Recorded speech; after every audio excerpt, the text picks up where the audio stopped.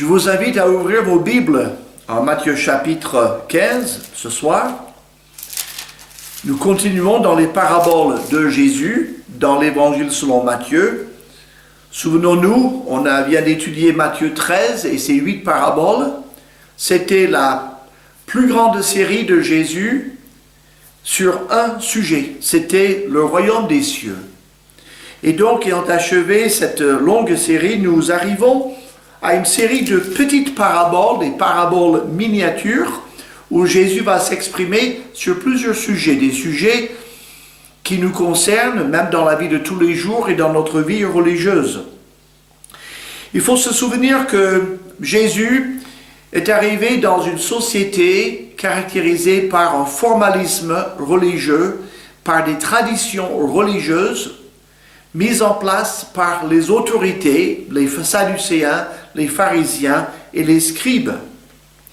Et alors ils insistaient tellement sur toutes ces traditions que la société juive, la vie quotidienne, était dominée, non pas par la loi de l'Éternel révélée dans les livres de Moïse, mais par des milliers de traditions et de coutumes religieuses qui étaient constamment enseignées par les autorités religieuses et de nombreux scribes. C'était une véritable caste religieuse qui tenait le peuple en otage, dans l'ignorance. Jésus voyait tout cela et il avait compassion pour le peuple. Et donc, il cherchait à enseigner le peuple d'Israël la vérité qui libère.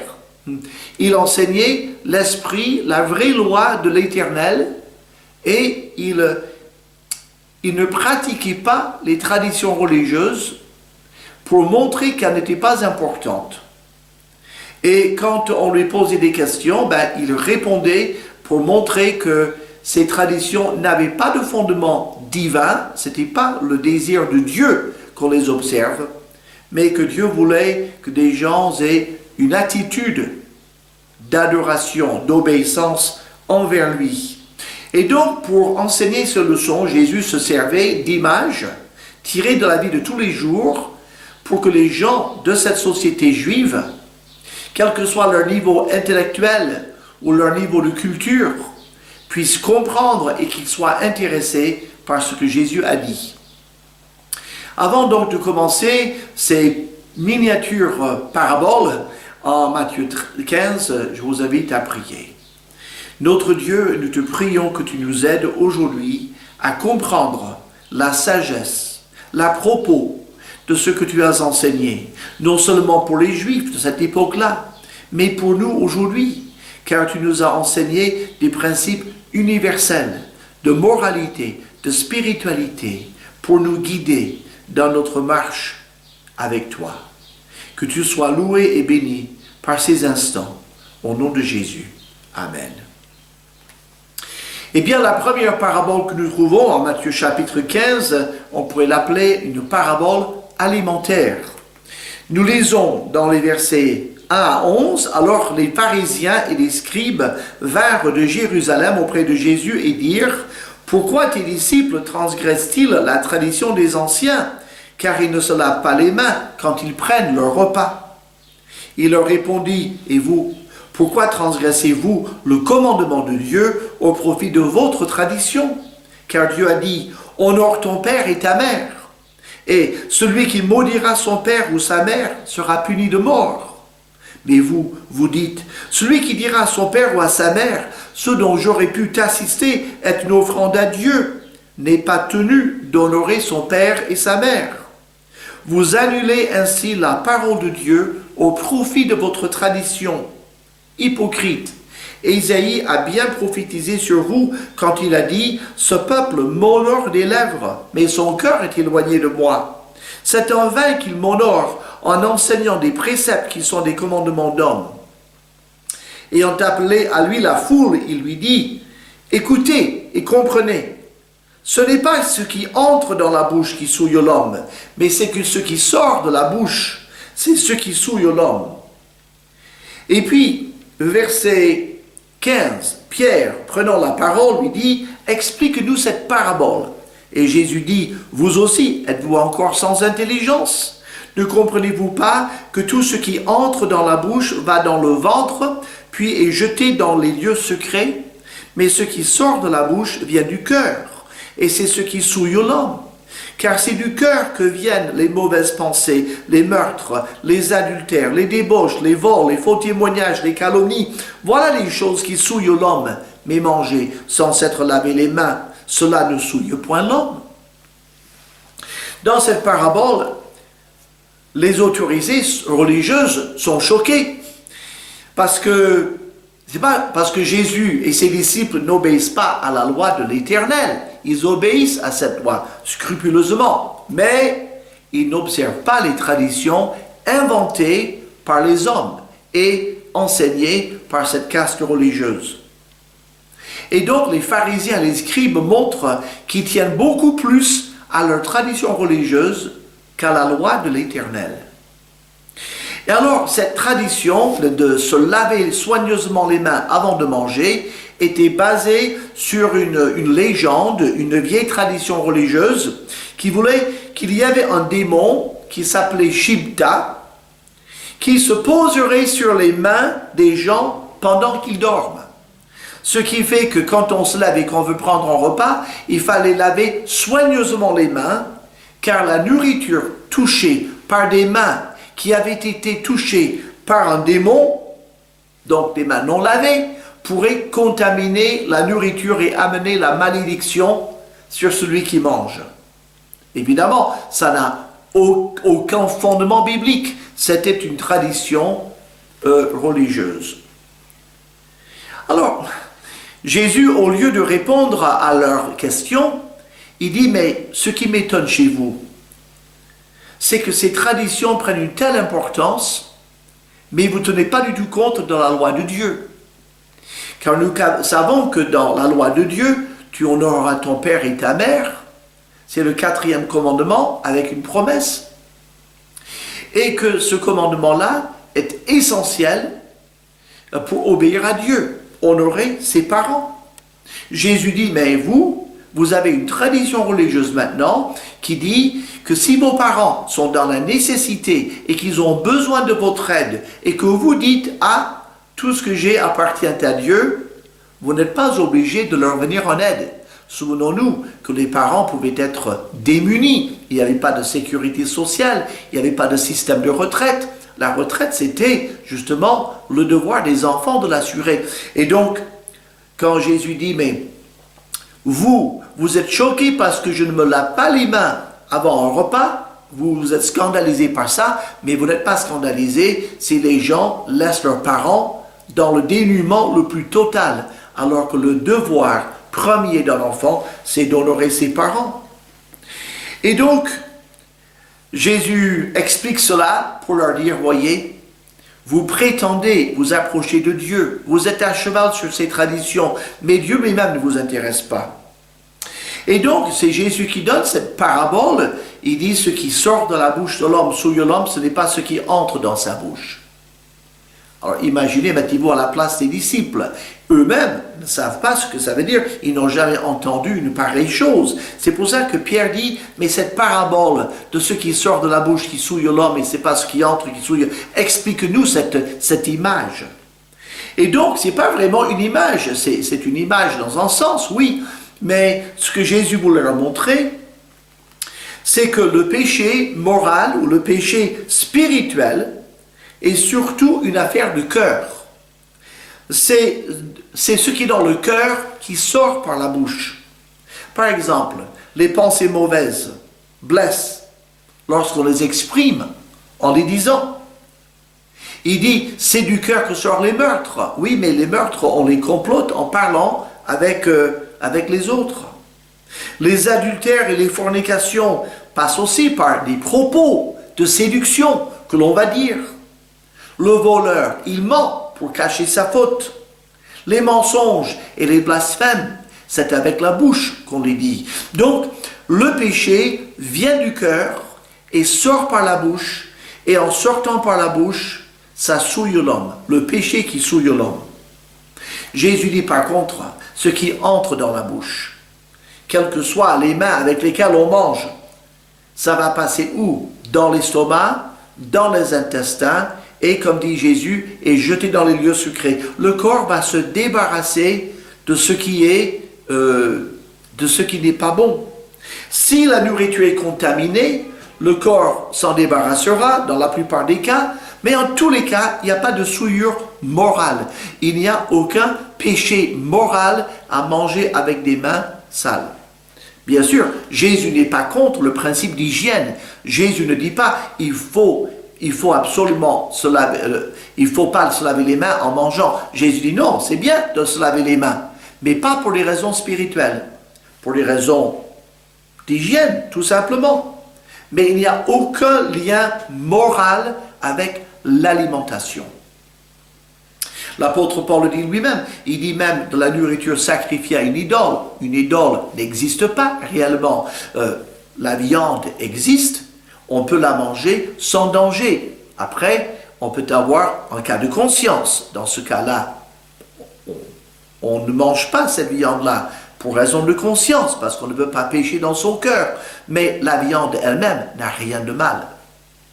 Et donc, une parabole alimentaire. Ensuite, une petite parabole ou une petite similitude dans les versets 12 et 13, toujours Matthieu chapitre 15. Alors ses disciples s'approchèrent et lui dirent, « Sais-tu que les pharisiens ont été scandalisés des paroles qu'ils ont entendues ?» Il répondit, « Toute plante que n'a pas plantée mon Père céleste sera déracinée. » Ou la parabole de la plante déracinée. Alors, dans cette histoire de ne pas manger, de manger les mains non lavées, et tout ce que Jésus leur a dit sur le respect qu'ils devaient à leurs parents, et qui les appelait hypocrites, les disciples ont vu la réaction des scribes et des pharisiens, et ils pensent qu'il faut le dire à Jésus, quand même, Seigneur, tu vois qu'ils ont été scandalisés, tu les as sévèrement repris, tu les as repris publiquement, ils n'ont pas du tout apprécié. Alors, les disciples eux-mêmes étaient mal à l'aise et sans doute craignaient-ils pour Jésus et puis aussi pour eux-mêmes, parce que ces gens avaient un pouvoir politique et un pouvoir puissant qui pouvait enrôler contre Jésus et ses disciples. Donc, Jésus, bien sûr, ne craint pas les hommes, et dans le verset 13, il dit « La plante que n'a pas plantée mon Père sera déracinée. » Donc, il veut dire, ce n'est pas à nous de persécuter ou de déraciner quoi que ce soit, c'est mon Père qui le fera. Et ça nous rappelle les paraboles de Matthieu 13, où ce ne sont pas des pécheurs qui envoient en enfer, mais ce sont les anges. Et ce ne sont pas les domestiques du maître du blé de l'ivraie qui doit arracher l'ivraie, ce sont les anges. Et donc il dit, c'est le Père qui va déraciner toute plante qu'il n'a pas plantée. En fait, quand on connaît l'Ancien Testament, on se rappelle que Ésaïe avait donné une parabole sur la question de plantation. Et c'est en Ésaïe chapitre 5. « Je chanterai à mon bien-aimé le cantique de mon bien-aimé sur sa vigne. Mon bien-aimé avait une vigne sur un coteau fertile. Il en remua le sol, ôta les pierres et mit un plan délicieux. Il bâtit une tour au milieu d'elle et il y creusa aussi une cuve. Puis il espéra qu'elle produirait de bons raisins, mais elle en a produit de mauvais. Maintenant donc, habitants de Jérusalem et hommes de Juda, soyez juges entre moi et ma vigne. Qui avait-il encore à faire à ma vigne que je n'ai pas fait pour elle? Pourquoi, quand j'ai espéré qu'elle produirait de bons raisins, en a-t-elle produit de mauvais? Je vous dirai maintenant ce que je vais faire à ma vigne. J'en arracherai la haie pour qu'elle soit broutée, j'en abattrai la clôture pour qu'elle soit foulée aux pieds, je la réduirai en friche, elle ne sera plus taillée ni cultivée. Les ronces et les épines y croîtront, et je donnerai mes ordres aux nuées, afin qu'elles ne laissent plus tomber la pluie sur elles. La vigne de l'Éternel des armées, c'est la maison d'Israël, et les hommes de Juda, c'est le plan qu'il chérissait. Donc, Ésaïe prédit que Israël, Juda, Jérusalem et le royaume de Juda, le royaume du sud de son temps, allait être ravagé par les Babyloniens. Il dit, mon père, mon bien-aimé, il a planté la plante, il a mis Israël en place, il a mis en place Jérusalem et le royaume de Juda, mais suite à son péché, il va l'éliminer, il va déraciner le plan qu'il a planté. Il va le faire par le moyen d'autres gens, et notamment par les Babyloniens. Mais Jésus, ici, il fait allusion à une autre invasion et une autre dévastation de Jérusalem et de Juda, c'est par les Romains. Les Romains vont arriver en l'an 70 du 1er siècle, c'est-à-dire 40 ans après ces événements. Donc là, nous sommes avec Jésus environ en l'an 30 du 1er siècle. En l'an 70, les Romains viendront détruire la ville de Jérusalem, ravager le royaume d'Israël et chasser les Juifs, ceux qui ne sont pas exterminés, les chasser aux quatre coins de la terre. Il faut dire qu'en l'an 70, la communauté chrétienne était largement dispersée parce qu'elle avait été énormément persécutée par ces mêmes pharisiens, sadducéens et scribes. Donc, la plupart des chrétiens avaient déjà quitté la ville de Jérusalem quand elle a été détruite par l'armée romaine.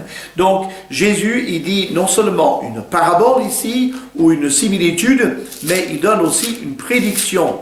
Il dit, toute plante que n'a pas plantée mon Père sera déracinée.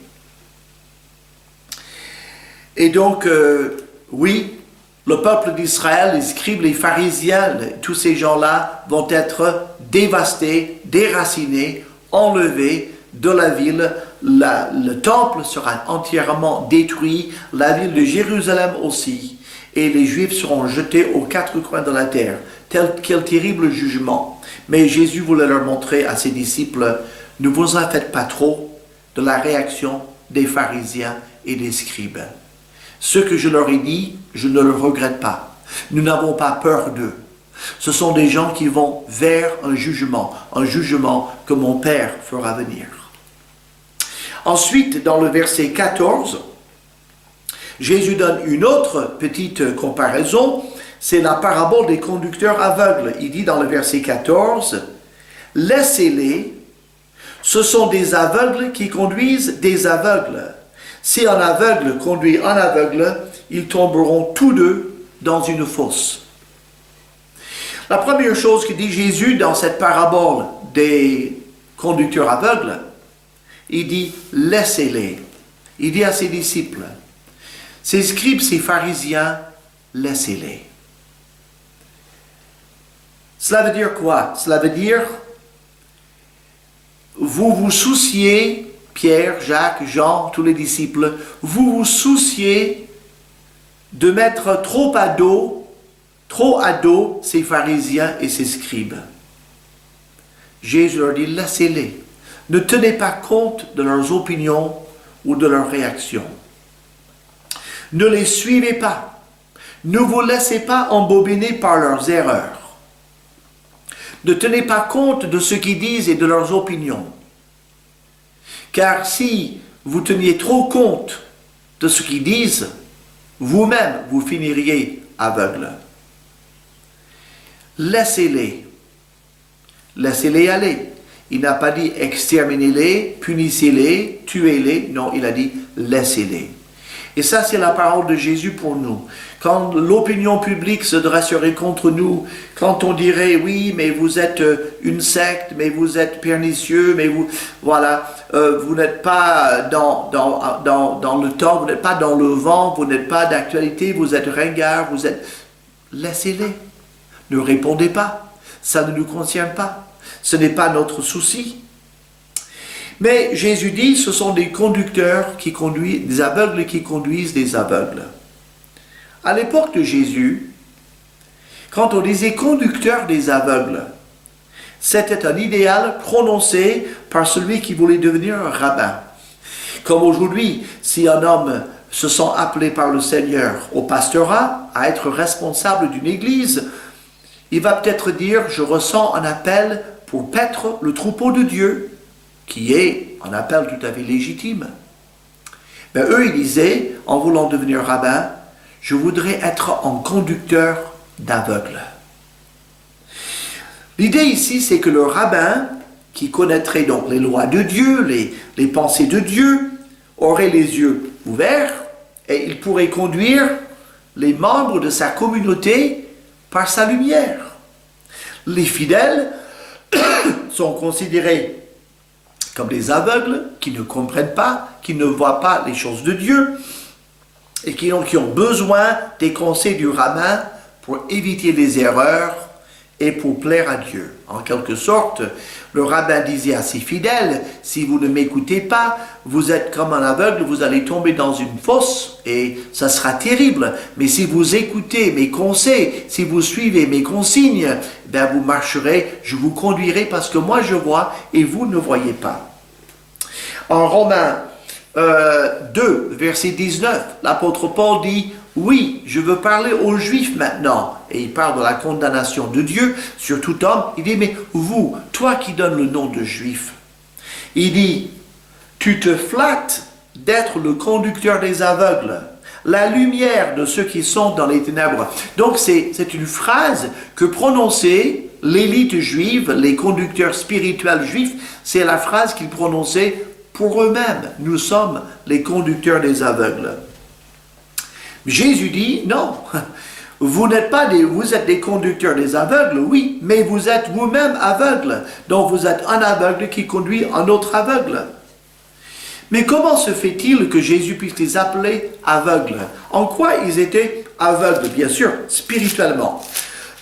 En Matthieu chapitre 13, et on vient de le voir ces dernières semaines, mais Jésus dit, Matthieu 13, verset 15, Jésus dit, le cœur de ce peuple est devenu insensible. Ils ont endurci leurs oreilles et ils ont fermé leurs yeux, de peur qu'ils ne voient de leurs yeux, qu'ils n'entendent de leurs oreilles, qu'ils ne comprennent de leur cœur, qu'ils ne se convertissent et que je ne les guérisse. Jésus dit, le peuple d'Israël et ses élites en particulier sont aveugles volontairement. Ils ont fermé leurs yeux parce qu'ils ne veulent pas voir la vérité. Et puis, en Jean chapitre 9, verset 41, le problème c'est que, ayant fermé leurs yeux volontairement et s'étant aveuglés eux-mêmes, ils disent quand même qu'ils voient. Et Jésus dit en Jean 9, 41, si vous étiez aveugles, vraiment aveugles, vous n'auriez pas de péché. Mais maintenant vous dites, nous voyons. C'est pour cela que votre péché subsiste. Donc Jésus dit, vous ne voyez pas les choses de Dieu. Parce que vous êtes aveuglés par votre orgueil, par vos traditions religieuses, par votre pouvoir, par votre culte du standing, par des considérations humaines et politiques. Vous ne vous libérez pas pour voir la vérité. Donc vous êtes aveugle. Si vous l'avouiez, vous pourriez ouvrir vos yeux et voir clair. Mais puisque vous dites et vous prétendez que vous voyez, que vous allez conduire les autres, c'est pour ça que vous restez dans votre péché. Jésus cite ici donc un dicton qui était employé à son époque. Comme nous, on a des dictons en français, eux, ils disaient, un aveugle peut-il conduire? Un aveugle, ne tomberont-ils pas tous deux dans une fosse? Et Jésus le cite encore en Luc 6, 39. Mais pour nous, le conducteur d'une église, le pasteur, le responsable d'une assemblée, s'il est aveuglé par l'orgueil, ou s'il est aveuglé par le matérialisme, ou par le qu'en dira-t-on, ou par une ambition quelconque, ou un péché secret, et cela le fait enlever ses yeux de Christ, mais il va devenir aveugle spirituellement, il n'aura plus de discernement. Mais il va continuer à enseigner et il va conduire les gens qui eux-mêmes sont aveuglés par le Dieu de ce monde, par Satan. Et un aveugle qui conduit d'autres aveugles, ils finiront tous dans une fosse, c'est-à-dire dans la ruine. Ils s'éloigneront de ce que dit Dieu et tomberont dans la fausseté. La quatrième et dernière parabole que nous regardons en Matthieu chapitre 15, c'est celle qui concerne des petits chiens. Et nous lisons dans les versets 21 à 28, Jésus étant parti de là se retira dans le territoire de Tyr et de Sidon, et voici une femme cananéenne qui venait de ces contrées, lui cria, « Aie pitié de moi, Seigneur, fils de David, ma fille est cruellement tourmentée par le démon. » Il ne lui répondit pas un mot, et ses disciples s'approchèrent et lui dirent avec instance, « Renvoie-la, car elle crie derrière nous. » Il répondit, « Je n'ai été envoyé qu'aux brebis perdues de la maison d'Israël. » Mais elle vint se prosterner devant lui, disant, « Seigneur, secours-moi. » Il répondit, « Il n'est pas bien de prendre le pain des enfants et de le jeter aux petits chiens. » « Oui, Seigneur, dit-elle, mais les petits chiens mangent les miettes qui tombent de la table de leur maître. » Alors Jésus lui dit, « Femme, ta foi est grande, qu'il te soit fait comme tu veux. » Et à l'heure même, sa fille fut guérie. Jésus quitte le territoire national d'Israël et il va vers le nord. Il va dans ce qui est aujourd'hui le Liban. Alors le Liban, à cette époque, était peuplé par des Phéniciens, la Phénicie, par des Syriens et aussi par des populations cananéennes. Sans doute ces populations étaient toutes mélangées. En Marc chapitre 7 verset 24 où Marc raconte la même histoire, il dit cette femme était d'origine grecque ou grecque d'origine syro-phénicienne. Ici elle est cananéenne, donc c'est des peuples qui ont diverses origines, elle est de cette région-là. Alors quand elle vient vers Jésus, elle appelle le fils de David. C'est intéressant. Elle reconnaît le caractère juif de Jésus. Elle reconnaît aussi qu'il est le roi légitime d'Israël, prédit par l'Éternel, fils de David. Donc elle se tourne vers l'Éternel, qui est le Dieu de David et le Dieu d'Israël. Elle n'est pas dans l'idolâtrie ici, elle réclame l'aide de l'Éternel lui-même en appelant Jésus le fils de David. Alors, on a du mal à comprendre la réaction de Jésus au début. Jésus affirme ici que sa mission est vers le peuple choisi, le peuple d'Israël. L'Éternel avait promis le Messie à Israël. Et si nous promettons quelque chose à quelqu'un, on l'offre d'abord à la personne à qui on l'a promis. On dit chose promise, chose due. Et s'il en reste après, on peut le distribuer aux autres. Jésus est venu vers Israël. La Bible dit en Jean chapitre 1, il est venu vers les siens et les siens ne l'ont point reçu. Mais le verset 12, Jean 1, verset 12, « Mais quiconque croit que Jésus est le Fils, si quelqu'un, donc il est venu vers les siens et les siens ne l'ont pas reçu, ensuite il a étendu l'offre aux autres. » Mais dans le cas présent, Jésus n'est pas encore officiellement rejeté par le peuple d'Israël. Et donc il dit, ma mission, il rappelle à cette femme, ma mission est vers le peuple d'Israël auquel j'ai été promis. C'était prédit que je vienne vers Israël et donc je suis là pour Israël premièrement. Alors, elle poursuit Jésus et en poursuivant Jésus, elle reconnaît qu'elle n'a aucun droit à son aide, mais qu'elle en a besoin. Et ça, c'est essentiel de dire, Seigneur, je n'ai pas le droit de te connaître, mais j'ai besoin de te connaître. Je n'ai pas le droit à ton pardon, mais j'ai besoin de ton pardon. Et tous ceux qui ont été sauvés, Dieu n'a jamais sauvé quelqu'un parce qu'il avait le droit d'être sauvé. Il sauve des gens parce qu'ils ont besoin d'être sauvés. Et donc, elle a besoin de l'intervention de Jésus pour sa fille. Alors, Jésus lui dit, et justement dans cette phrase, il n'est pas bien de prendre le pain des enfants et de le jeter aux petits chiens. Il faut bien comprendre cette phrase. Jésus dit, je ne peux pas détourner ce qui a été promis à Israël pour le donner aux autres. Je ne peux pas te donner à la place d'Israël. Nous, on ne prend pas le pain des enfants pour le donner aux petits chiens. Et donc,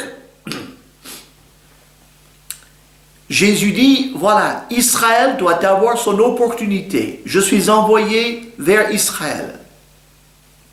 Mais cette femme, qui est dans le désespoir, mais qui est dans le désespoir de la foi, elle ne réclame rien de ce qui est dû aux autres. Elle comprend ce que dit Jésus. C'est nous qui ne comprenons pas ce que dit Jésus, mais manifestement cette femme comprenait ce que disait Jésus. Et donc, à l'époque, comme aujourd'hui souvent, il y a des familles qui aiment beaucoup les chiens et dont les chiens sont dans leur logement, c'est peut-être votre cas. Et quand il y a des enfants et des chiots notamment, les chiots finissent souvent sous la table. Quand la famille est autour de la table, les chiens ne sont jamais très loin. Et tout chien, digne de ce nom, aimerait bien manger quelque chose qui vient de la table. Et parfois, vous voyez un membre de la famille qui n'aime pas tel ou tel aliment, il le prend, il le passe sous la table et le petit chiot vient le prendre. C'est arrivé plus d'une fois.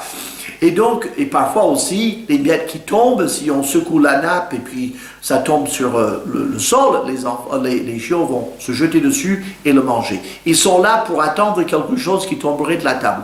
Et donc, elle dit, je ne demande pas de bénéficier de quelque chose qui ne m'est pas dû, qui ne m'est pas destiné. Je comprends bien que tu es venu pour le peuple d'Israël, le peuple choisi, tu es le fils de David, mais elle dit, les petits chiots ont quand même la possibilité de manger une miette qui tomberait dans la table du maître. Il y a autre chose ici. Cette femme, elle voit bien que Jésus n'est pas sur le territoire national d'Israël. Il est dans son pays à elle. Il est à l'étranger, en fait.